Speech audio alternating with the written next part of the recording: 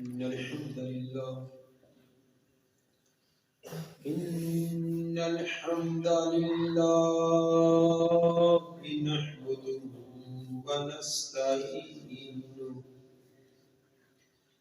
نحمده ونستعينه ونستغفره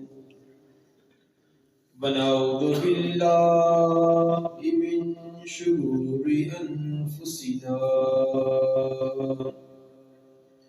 ومن سيئات أعمالنا من يهده الله فلا مضل له ومن يضلل فلا هادي له أشهد أن لا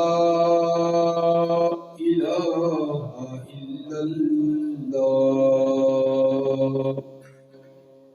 وحده لا شريك له وأشهد أن محمدا عبده ورسوله أما بعد فإن خير الحديث كتاب الله وخير الهدي هدي محمد صلى الله عليه وآله وسلم وشر الأمور محدثاتها وكل محدثة بدعة وكل بدعة ضلالة وكل ضلالة في النار. اللهم صل على محمد وعلى آل محمد كما صليت على إبراهيم وعلى آل إبراهيم إنك حميد مجيد. اللهم بارك على محمد وعلى آل محمد كما باركت على إبراهيم وعلى آل إبراهيم إنك حميد مجيد. أعوذ بالله السميع العليم من الشيطان الرجيم. آمن الرسول بما أنزل إليه من ربه والمؤمنون كل آمن بالله وملائكته وكتبه ورسله لا نفرق بين أحد من رسله وقالوا سمعنا وأطعنا غفرانك ربنا وإليك المصير. آمن الرسول بما أنزل إليه من ربه والمؤمنون. اللہ کی طرف سے آنے والے تمام پیغمبر، تمام رسول اور مومن بھی اللہ کی ذات پر ایمان رکھتے ہیں. اللہ کی ذات پر ایمان کا مطلب تفسیر اس کی یہ کل آمن باللہ وملائکتہ وکتبہ ورسلہ کہ اللہ کی ذات پر بھی ایمان، اللہ کے فرشتوں پر بھی ایمان، اللہ کی بھیجی ہوئی کتابوں پر ایمان اور اس کے تمام پیغمبروں، رسولوں اور نبیوں پر بھی ایمان. اور وہ کہتے ہیں لا نفرق بین احد من رسولی، ہم کسی ایک بھی رسول کا نہ انکار کرتے ہیں نہ ان کی عزت اور احترام میں کوئی فرق کرتے ہیں،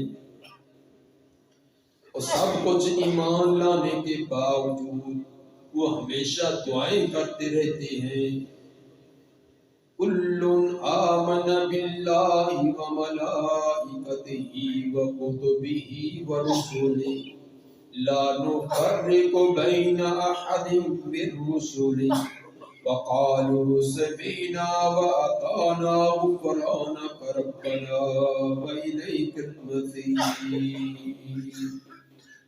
اس بات کا وہ ہمیشہ آخری دم تک اقرار کرتے اور عمل بھی کرتے ہیں، جو پیغمبروں نے فرمایا وہ سب کا سب حق اور سچ، ہم نے سنتے ہی ان تمام پر ایمان لائے اور تسلیم کیا، اور اگر عملی طور پر کوئی سستی کوتاہی ہوئی تو اس کی توبہ اور استغفار بھی کرتے رہتے ہیں، اور یہ مانتے ہیں کہ ہم نے اس دنیا میں ہمیشہ نہیں رہنا، مرنے کے بعد ایک دن اس کے سامنے پیش ہونا ہے۔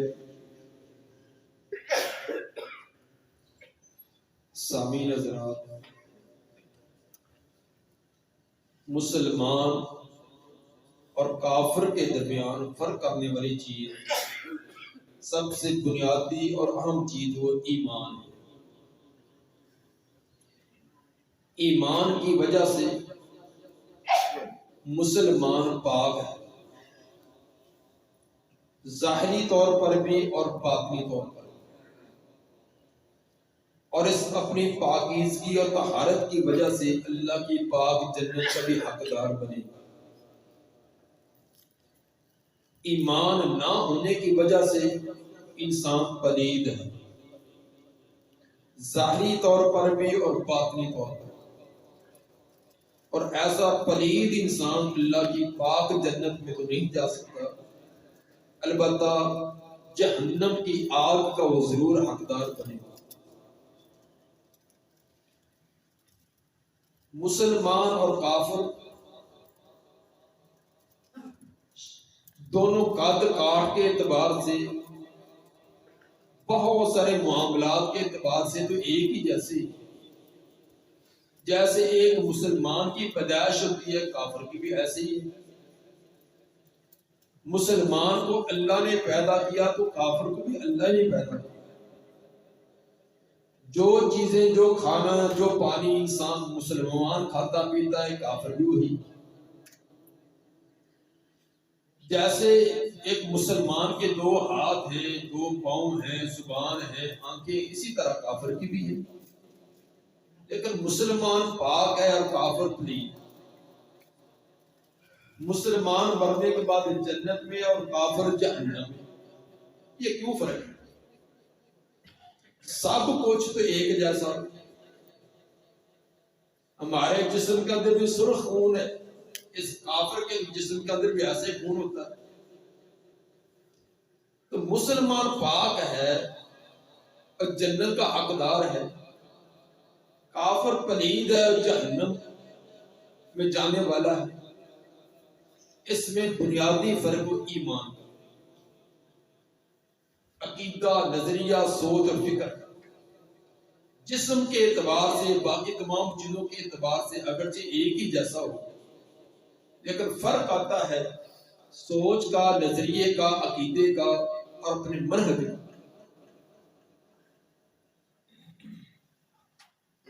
آج کے خطبہ میں چونکہ یہ عیسوی سال، نیا سال 2024 کا پہلا جمعہ ہے، اس کا آغاز ہم ایمان سے کر رہے ہیں۔ آپ کے ذہن میں آئے گا ایماندار تو ہم سب ہی بیٹھے ہیں، تو پھر وہی چیز دوبارہ بتلانے کی ضرورت کیا ہے؟ بہت ساری چیزیں ہماری رسمی، وہ اباء و اجداد سے وراثتی ملی، لیکن حقیقت کے اندر ہم بہت ساری چیزوں سے ویسے کورے ہوتے ہیں، ناواقف ہوتے ہیں۔ اگر آپ حاضرین سے پوچھ لیا جائے کہ ایمان جس کی وجہ سے مسلمان اور کافر کا فرق بنیادی ہے، ایمان کس کو کہتے ہیں، اس ایمان کے ارکان کتنے ہیں، اکثر کو پتہ نہ ہوتا۔ ارکان وہ ہوتا ہے جس کے بغیر وہ چیز مکمل نہ ہو، جیسے کرسی کے چار پائی کے چار پائے ہوتے ہیں، اگر ان میں سے تین ہوں تو وہ کرسی اور وہ چار پائی کسی کام کی ہوگی، اگر دو ہوں پھر بھی کام کے لیے، تو چاروں کے چاروں ہوں گے تو تب وہ فائدہ دے گا۔ تو کہنے کو تو ہم سب کہتے ہیں کہ میں بھی ایماندار، میں بھی مسلمان ہوں، لیکن ایمان کہتے کس کو؟ کن کن چیزوں کو کیسے کیسے مانا جائے کہ ایمان مکمل ہوتا ہے، یہ بڑی اہم بات ہے۔ صحیح مسلم کی حدیث نمبر 8 مشہور ہے حدیث، اس حدیث کا نام ہے حدیث جبریل۔ حدیث جبریل کا معنی کہ جبریل علیہ السلام ایک بڑی مجلس کے اندر ایک انسانی شکل میں آئے اور آ کر نبی صلی اللہ علیہ وسلم سے کچھ سوال کیے۔ جبریل کو تو پتہ ہی تھا ان سوالوں کا جواب کیا ہے، اصل کے اندر وہ حاضرین کو بتلانا چاہتے تھے۔ چنانچہ اختصار اس حدیث کا یہ ہے کہ صحابی فرماتے ہیں کہ ہم مجلس لگا کر نبی صلی اللہ علیہ وسلم کے ارد گرد بیٹھے ہوئے تھے، ایک اجنبی مسافر آدمی آیا، بالکل سفید کپڑے، کالے سیاہ بال، بالکل صاف ستھرا نہایا دھویا۔ تعجب یہ تھا کہ ہم میں سے کوئی بھی اس کو جانتا پہچانتا نہ تھا وہ بھی مسافر۔ اس کی حیات اور کیفیت بتلا رہی تھی، کپڑے صاف ہیں، بال بالکل صاف سیاہ چمکدار ہیں، کوئی گرد و غبار نہیں، ظاہری شکل تو ایسے جیسے یہیں سے گھر سے نکل کر آیا، نہا دھو کر کپڑے بدل کر آیا۔ لیکن چونکہ مدینہ اور مدینہ کے گرد و نواح کے رہنے والا تھا نہیں، کوئی پہچانتا نہیں تھا وہ مسافر۔ ہم بڑے تعجب میں کہ ہے یہ کہ مسافر، لیکن سفر کی کوئی علامت اس پر نہیں۔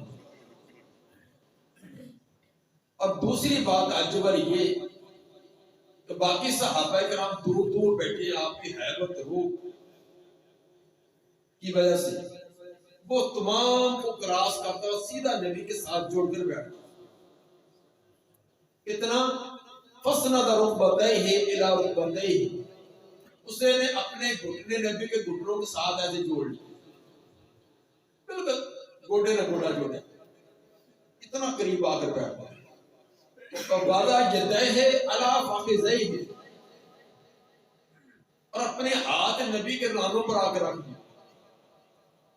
بعد نے کہا کہ عَلَى فَخِذَيْهِ، فَخِذَيْهِ کا معنی اپنے رانوں پر دوزانو ہو کر جیسے شگرد بیٹھتا ہے، اور اکثر نے یہ بیان کیا کہ نبی کے رانوں پر ہاتھ رکھ دیا۔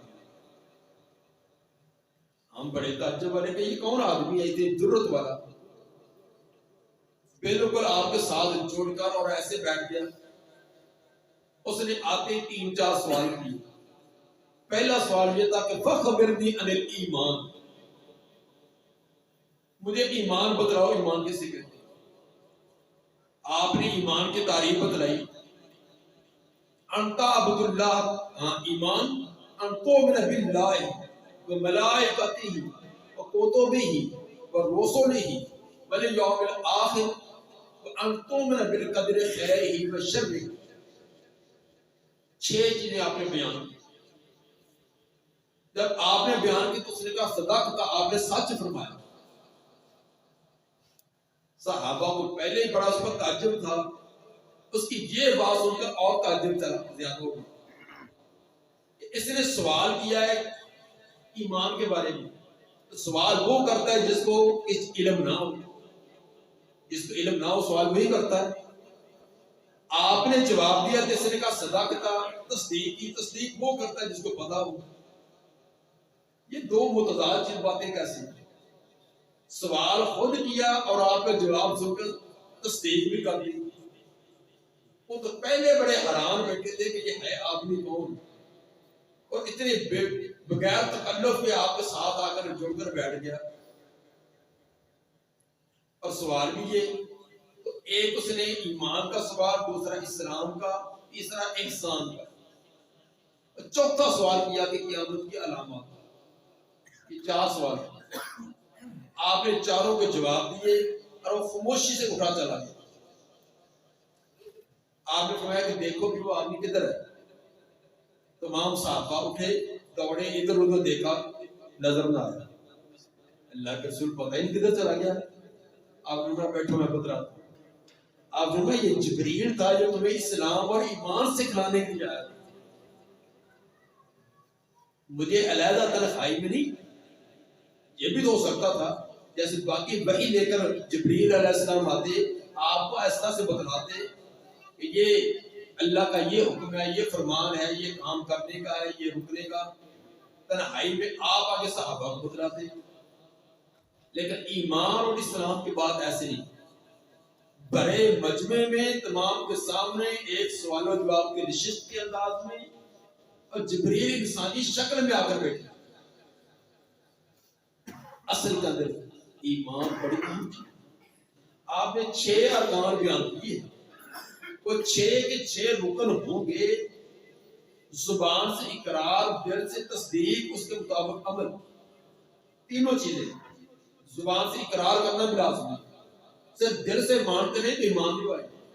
زبان سے اقرار کرنا بھی لازمی، اقرار کے ساتھ ساتھ دل میں تصدیق بھی ہو، دل پر پورا یقین بھی ہو، اور تیسری بات عمل بھی اس کے مطابق۔ ان 6 چیزوں کے بارے میں اقرار بھی، تصدیق بھی اور عمل بھی، تو تب آئے گا ایمان۔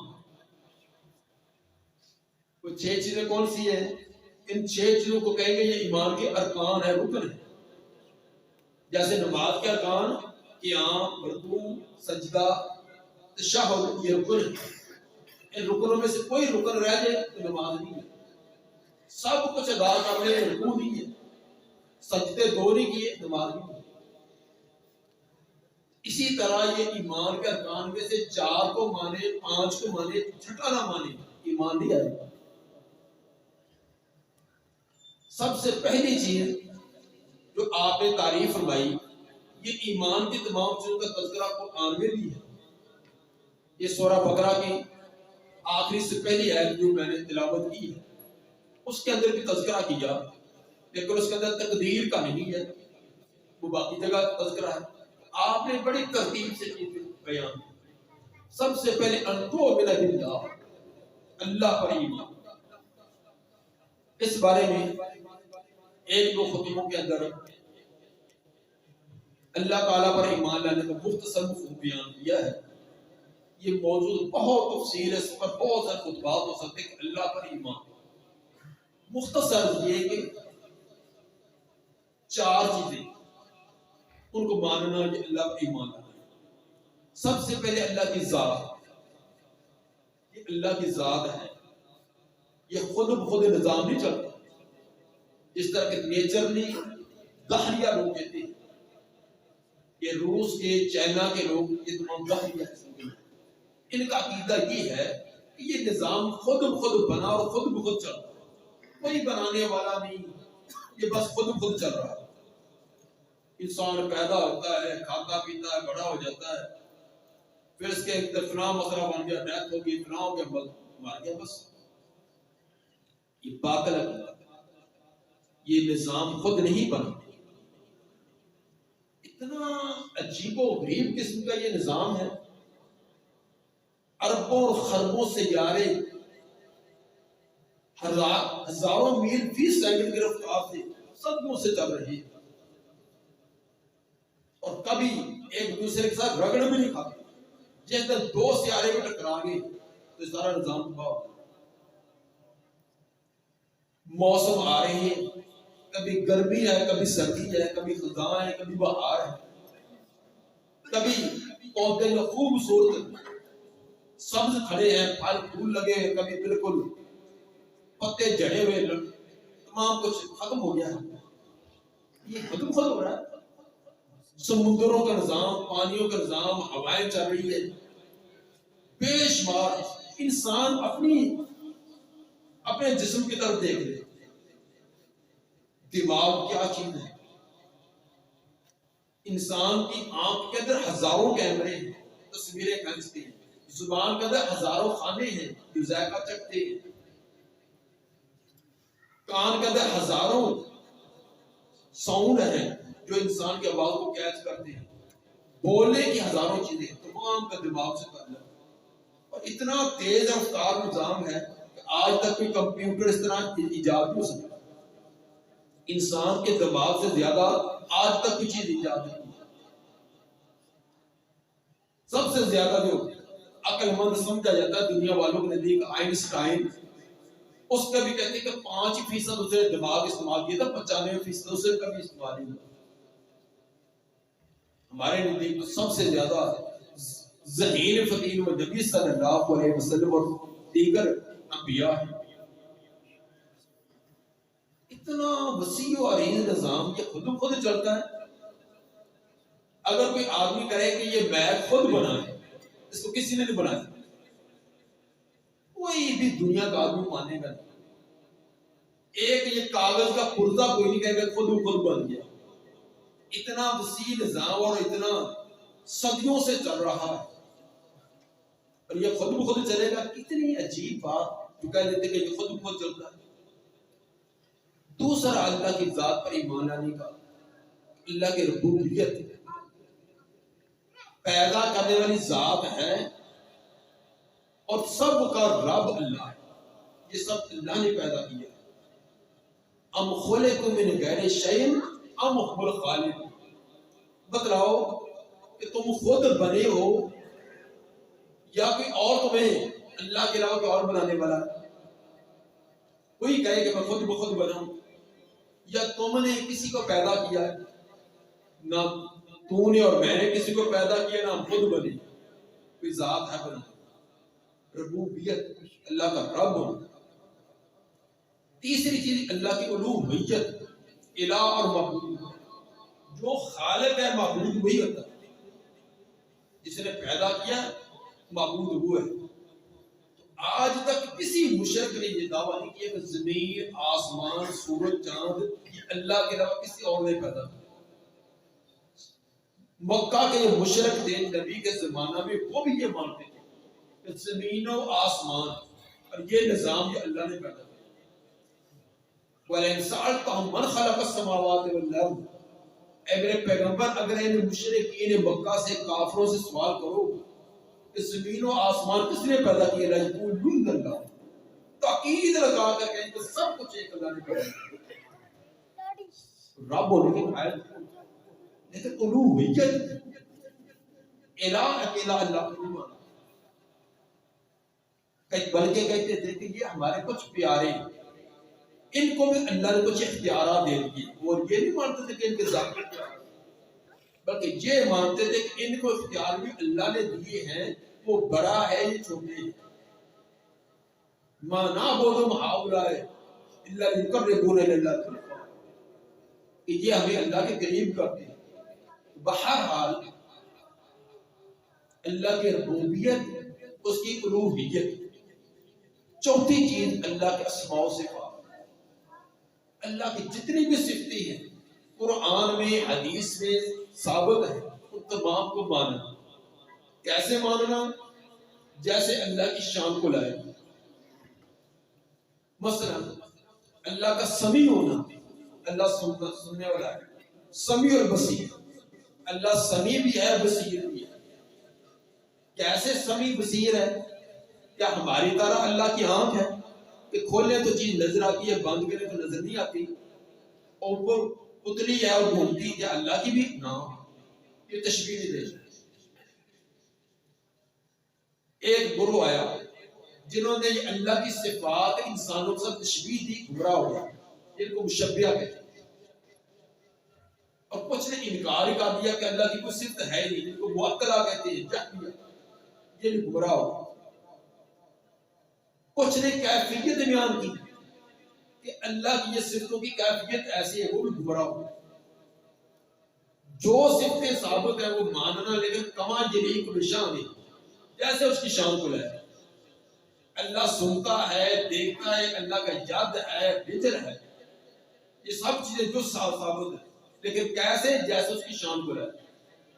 ہمیں نہ تشبیہ دینے کی ضرورت، نہ ان کا کیفیت بیان کرنے کی ضرورت، اور نہ اس کا انکار کر سکتے۔ بے شمار اللہ کی صفات سب کام مانتے ہیں۔ یہ ایک مختصر طور پر بتلایا کہ اللہ کی ذات، ویسے تو یہ بہت لمبا موضوع ہے تو باقی ارکان بھی بتلانے ہیں۔ نمبر 2، فرشتوں پر ایمان۔ فرشتوں پر ایمان لانے کا معنی، فرشتے اللہ کے مخلوق ہیں، ہمیں نظر نہیں آتے، اللہ نے نور سے پیدا کیا، جیسا کہ صحیح مسلم کے بعد تو خلق الملائکۃ من نور، اللہ تعالیٰ نے ملائکہ کو نور سے پیدا کیا۔ ہاں وقت اللہ کی اطاعت میں ہے، لمحہ پر بھی اللہ کی نافرمانی نہیں کرتے۔ بعض فرشتوں کو اللہ نے بڑی طاقت اور قوت دے رکھی ہے، آن واحد قدر 7ویں آسمان سے زمین پر پہنچ جاتے ہیں، آن واحد۔ اور زمین اور آسمان کے درمیان فاصلہ کتنا ہے، یہ ایک دن آپ کو بڑا اختصار سے بتلایا تھا۔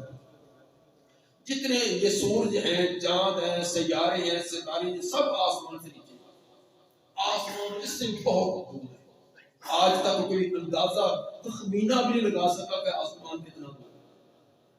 یہ سورج کے اور سورج کے آگے سیاروں کے جو وہ بھی ایک تخمینے ہیں، لیکن آسمان کا تخمینہ بھی نہیں ہے۔ تو یہ پہلا آسمان، پھر دوسرا، پھر آگے ساتویں آسمان سے آن واحد قدر فرشتہ زمین پر پہنچ جائے۔ اتنی اللہ نے قوت و طاقت دی۔ ایک آدمی مشرق میں، ایک مغرب میں، ایک شمال میں، ایک جنوب میں، آن واحد قدر چاروں کے روح قبض کر لیں، اتنی طاقت اللہ نے۔ لیکن اتنی طاقتوں اور قوتوں کے باوجود وہ اللہ کے شریک نہیں، اللہ کے اختیارات میں دخل نہیں، وہ اللہ کے عبد ہیں، اللہ کے غلام ہیں، ہمیشہ اللہ کے سامنے جھکنے والے۔ ان کو اللہ تعالیٰ کی صفات میں، اختیارات کے اندر ذرہ برابر بھی دخل نہیں۔ انتؤمن باللہ وملائکتہ وکتبہ، اللہ کی کتابوں پر ایمان۔ جتنے بھی انسانوں کی ہدایت کے لیے چھوٹے بڑے صحیفے یہ کتابیں نازل کی، سب برحق، کسی ایک کا بھی انکار نہیں کرتا۔ 4 کتابیں بڑی ہیں، زبور، تورات، انجیل، قرآن۔ اس کے علاوہ بھی صحف ابراہیم و موسیٰ، بہت سارے صحیفے اور کتابیں ہیں۔ لیکن ہم نے ایمان کیا رکھنا ہے؟ جتنی بھی کتابیں اللہ نے نازل فرمائی، وہ چھوٹی تھی، بڑی تھی، کسی زبان میں بھی تھی، ہم سب کو مانتے ہیں، کسی ایک کا بھی انکار نہیں کرتے۔ یہ کہنا میں تورات کو نہیں مانتا، میں انجیل کو نہیں مانتا، یہ اسلام سے خروج ہے۔ یہ نہیں کہ ہم تورات انجیل کو نہیں مانتے، ہاں جو موجودہ تورات انجیل ہے اس کو نہیں مانتے، اس میں تو بڑی تحریف کر دی۔ موجودہ جو یہودیوں کے پاس تورات ہے، عیسائیوں کے پاس انجیل ہے، اتنی تحریف کہ کسی ایک آیت پر انگلی لا کر آپ حتمی طور پر نہیں کہہ سکتے یہ وہی ہے جو اللہ نے نازل کیا۔ پہلا ایڈیشن دوسرے ایڈیشن سے نہیں ملتا، ایک علاقے کی تورات دوسرے سے نہیں ملتی، پرانے ایڈیشن نئے سے نہیں ملتے، اتنی تحریفیں کرتی۔ ہم اس تورات انجیل کو مانتے ہیں، اس زبور کو مانتے ہیں اللہ نے آسمانوں سے پیغمبروں پر نازل کیا۔ جو حضرت موسیٰ علیہ السلام پر تورات نازل ہوئی تھا اس کو مانتے ہیں، وہ برحق کتاب ہے۔ جو عیسیٰ علیہ السلام پر انجیل نازل ہوئی تھی وہ برحق کتاب ہے۔ اسی طرح سب انبیاء، لیکن باقی کتابوں اور قرآن کے معنی میں ایک فرق بھی کریں گے۔ قرآن یہ آخری کتاب ہے، اب قیامت تک کوئی اور کتاب نہیں آئی، اور اب نجات اس کتاب پر عمل کرنے میں ہے، نہ تورات بھی نہ انجیل۔ ان کو مانتے ضرور ہیں، وہ اللہ کی کتابیں تھیں جو اللہ نے نازل کی، لیکن ان کی تعلیمات پر اب عمل نہیں۔ عمل کس پر کریں گے؟ قرآن۔ وَمَنْ يَبْتَغِي غَيْرَ الْإِسْلَامِ دِينًا فَلَنْ يُقْبَلَ مِنْهُ، جو اسلام کے علاوہ کسی اور دین پر عمل کرے وہ کبھی بھی اللہ کے ہاں قبول نہیں ہے۔ جو آج تورات پر عمل کرے نجات نہیں پائے گا، انجیل پر عمل کرے نجات نہیں پائے گا، اب اسلام۔ اور ساتھ یہ بھی عقیدہ رکھنا کہ قرآن جیسے اللہ نے نازل کیا تھا آج اسی طرح موجود ہے، اس کے اندر ایک حرف میں بھی تبدیلی نہیں۔ پہلی کتابوں کے اندر بے شمار تحریفیں، عبارتوں کی عبارتیں، لفظی بھی معنوی بھی ہر طرح کی تحریفیں ہیں، لیکن قرآن میں کسی ایک لفظ کے اندر بھی تبدیلی نہیں ہے۔ یہ قرآن وہی ہے جو ہمارے پاس ہے، جو اللہ تعالیٰ نے جبریل علیہ السلام کے ذریعے حضرت محمد صلی اللہ علیہ وسلم پر نازل کیا تھا، یہ وہی ہے۔ اِنَّا نَحْنُ نَزَّلْنَا الذِّكْرَ وَإِنَّا لَهُ لَحَافِظُونَ۔ اللہ نے فرمایا کہ اس کو ہم نے نازل کیا، قیامت تک اس کی ہم نے حفاظت کر دی۔ کیسے اللہ نے حفاظت کی؟ بہت لمبا وسیع موضوع ہے، بڑی بڑی ضخیم کتابیں اس پر مرتب مدبر کر دی گئی ہیں کہ اللہ نے کیسے اس کی حفاظت کی ہے۔ سب سے بڑی نشانی تو یہی، یہودیوں کی کتاب ہے، عیسائیوں کی ہے، ہندوؤں کی ہے، سکھوں کی ہے، لیکن ان کا کوئی حافظ نہیں ملا، گرنتھ کا کوئی حافظ نہیں، ہندوؤں کے ویدوں کا کوئی حافظ نہیں، تورات انجیل کا حافظ آپ کو نہیں ملے۔ یہ واحد کتاب ہے، 6 7 سال 10 سال کے بچے اور بچوں کے سینوں میں پورا پورا قرآن موجود ہے۔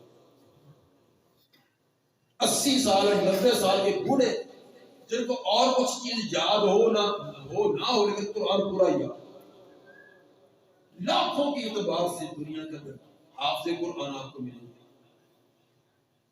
ایک مہینہ میں 40 دنوں کا پورا قرآن سینے میں حفظ کر دیا بچے اب بھی موجود ہیں۔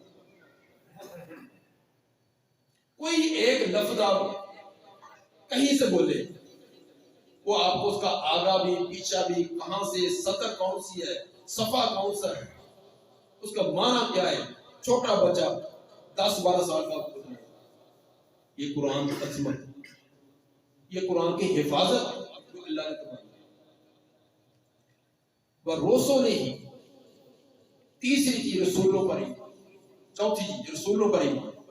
رسولوں پر ایمان کا معنی یہ ماننا زبان سے اقرار، دل سے تصدیق اور اس پر عمل کہ جتنے بھی اللہ نے نبی اور رسول بھیجے سب کے سب برحق اور ساتھ، کسی ایک کا بھی انکار نہیں۔ اگر ایک کا بھی انکار کرے گا آدمی اسلام سے باہر، سب کا مانتے ہیں۔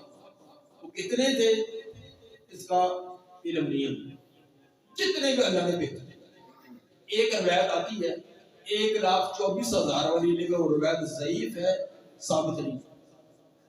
جب ثابت نہیں ہے تو ہمیں یہ کہنے کی ضرورت نہیں کہ 1,24,000، جتنے بھی وہ اللہ جانتا کتنے تھے، جتنے بھی اللہ نے بھیجے ہم سب کو مانتے۔ بلکہ 1,24,000 کا لفظ کا نہیں، یہ خطرناک لفظ۔ پہلے میں نے ایک بار بات بتلایا بھی کہ بالفرض ہم بھی عقیدہ رکھیں کہ ہم 1,24,000 کو مانتے ہیں، دلیل تو اس کی ہے نہیں کہ 1,24,000 اللہ نے بھیجے۔ بالفرض 1,24,000 سے 20 اوپر بھیجے ہو تو ہم نے 1,24,000 کو نبی مان لیا، اوپر اور 20 کا انکار کر دیا۔ تو جو ایک بھی نبی کا انکار کرے وہ اسلام سے کار۔ اسی طرح اس کے متضاد شکل بنائیں۔ اگر کوئی کہے کہ میں 1,24,000 کو نبی رسول مانتا ہوں، تو اللہ نے 1,24,000 سے جو 20-35 کم بھیجے ہو تو اس نے کچھ غیر نبیوں کے بھی نبی مان لیا، غیر نبیوں کو بھی نبی مان لیا، وہ بھی اسلام سے خارج۔ قادیانوں نے ایک کو ہی مانا نا، قادیانوں نے ایک غیر نبی کو نبی مانا تو ان کو اسلام سے خارج کر دیا ہے. تو جو ایک کو چھوڑ کر 20 35 40 مانے, اس لیے یہ کہنا درست نہیں ہے. ہمیں یہ وہ جتنے جو اللہ جانتے ہیں ہم سب کو مانتے, جتنے بھی نبی رسول اللہ نے بھیجے سب صبر کا,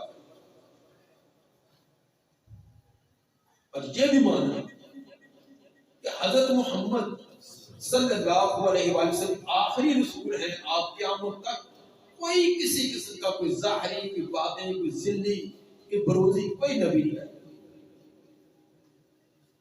اور اب کامیابی اسی میں ہوگی تو نبی صلی اللہ علیہ وآلہ وسلم کی تعلیمات پر عمل کرے گا, کہ موسیٰ علیہ السلام کی شریعت پر عمل کرے, عیسیٰ علیہ السلام کی عین اس شریعت پر عمل کرے جو انہوں نے بتلائی تھی.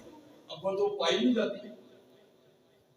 بن فرض کسی کو حقیقت اندر عیسیٰ علیہ السلام کی ساری تعلیمات وہی مل جائیں, موسیٰ علیہ السلام کی تعلیمات مل جائیں, ان پر عمل کرے گا, کامیابی تب بھی.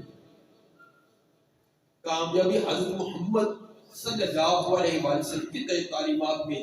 ہاں سابقہ انبیاء کی وہ باتیں, وہ تعلیمات جو اس شریعت نے باقی رکھی ہیں, وہ ہمارے لیے قابل عمل ہوگی. جس طرح کہ حضرت ابراہیم علیہ السلام کی بہت ساری سنتیں ہماری شریعت کے اندر موجود ہیں, باقی انبیاء کی بھی, لیکن ایسی شریعت نے ان کو پاس کر دیا کہ اب ان کو برقرار, جن کو ختم کر دیا وہ کافی عمل ہے. پانچویں چیز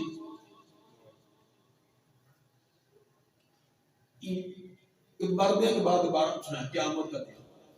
یہ ہمیشہ نہیں, مرنے کے بعد ختم نہیں ہے, دوبارہ پھر اٹھنا ہے, قیامت کا دن ہے. برحق ہے ہر ایک کو اٹھایا جائے گا, اس نے اپنی زندگی میں جو کچھ کیا اس کا نتیجہ پائے گا. چھٹی چیز, چھٹا رکن تقدیر, ان تو میں بالقدر خیر ہی بشر, بڑا اہم مسئلہ. اصل کے اندر تو چاہیے تو یہ کہ جتنے ارکان ہیں ایک ایک رکن پر الگ الگ خطبہ دیا. تقدیر, جو کچھ ہو چکا, جو کچھ ہو رہا ہے, جو قیامت تک ہوگا, سب اللہ کی علم ہے. اور سب کچھ اللہ نے لوح محفوظ میں لکھا ہوا ہے. کب لکھا تھا؟ جب نہ زمین تھی, نہ آسمان تھا, نہ آدم علیہ السلام تھے, نہ حوا علیہ السلام تھے. زمین و آسمان کو پیدا کرنے سے 50,000 سال پہلے, 50,000 سال پہلے اللہ نے قلم کو پیدا کیا اور قلم کو حکم دیا اکتب, لکھ دے. عرض کی یا اللہ کیا لکھوں؟ اللہ نے حکم دیا ما کانا و ما یکون, جو کچھ قیامت تک ہونے والا سب کچھ لکھا. کائنات میں جو کچھ ہو رہا ہے سب اللہ نے پہلے کا لکھا. میں اب جو الفاظ ادا کرتا ہوں یہ اس وقت کے لکھے ہوئے جب نہ زمین تھی نہ آسمان.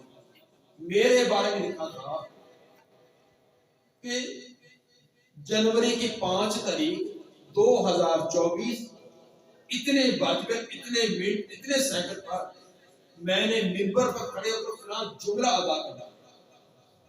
یہ میں جو انگلی کا اشارہ کیا, یہ اشارہ اس وقت کا لکھا ہوا ہے کہ جب زمین و آسمان بھی.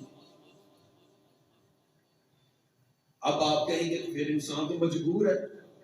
اکثر لوگ اپنے جرم پر پردہ ڈالنے کے لیے تقدیر کا سہارا لیتے ہیں. جرم کیا, گناہ کیا, کہیں گے آپ نے کیوں کیا؟ میں بیچارہ کیا کروں, یہ اللہ نے لکھا جو تھا.